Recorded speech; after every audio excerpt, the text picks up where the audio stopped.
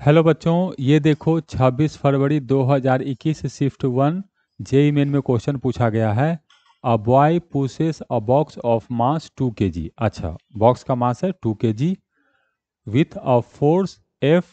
आई में है 20 newton, j में है 10 newton on a frictionless surface. If the box was initially at rest then इतना metre is displacement along the x axis after 10 second. क्या question कह रहा है? एक बॉक्स है जिसका मास है 2 kg, उस पर ये फोर्स लगा है। इनिशियली बॉक्स रेस्ट में है, तो हमें बॉक्स का डिस्प्लेसमेंट बताना है, लेकिन केवल एक्स एक्सिस के डायरेक्शन में। कितनी देर बाद? 10 सेकेंड के बाद। तो ऐसे क्वेश्चन को कैसे बनाते हैं जिसमें आई और जे दोनों रहता है? तो एक्स डायरेक्शन का कैलकुलेशन अलग और वाई डायरेक्शन का कैलकुलेशन अलग।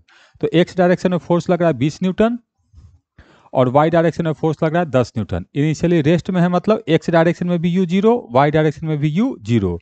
10 सेकेंड इधर भी, 10 सेकेंड इधर भी। तो मुझे एक्स डायरेक्शन में डिस्प्लेसमेंट बताना है, तो मुझे एक्सेलरेशन कैलकुलेट करना चाहिए एक्स डायरेक्शन में। तो एक्सेलरेशन एक्स डायरेक्शन में कैसे होगा? 4 से 20 न्यूटन, मास से 2 kg, डिवाइड कर देंगे तो ये आ गया हम लोग को 10 मीटर पर सेकेंड स्क्वायर। तो मैंने ए कैलकुलेट कर लिया। अब मुझे डिस्प्लेसमेंट कैलकुलेट करना है, तो एक्सेलरेशन तो कांस्टेंट आया है, तो इस डायरेक्शन में फोर्स को डिवाइड किए तो एक्सेलरेशन आ गया। तो डिस्प्लेसमेंट कैलकुलेट करने के लिए फॉर्मूला यूज करेंगे S equal to U T plus half A T square. अब इसी में सारा नंबर पुट कर दो, तो u है 0, तो ये वाला पार्ट तो हो गया हम लोग को 0।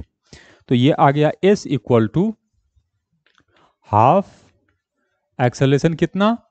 तो 10, तो 10 टाइम 10, तो 10 का स्क्वायर, तो 10 का स्क्वायर। तो ये हो गया 100 और ये हो गया 5, तो ये आ गया हम लोग को 500 मीटर।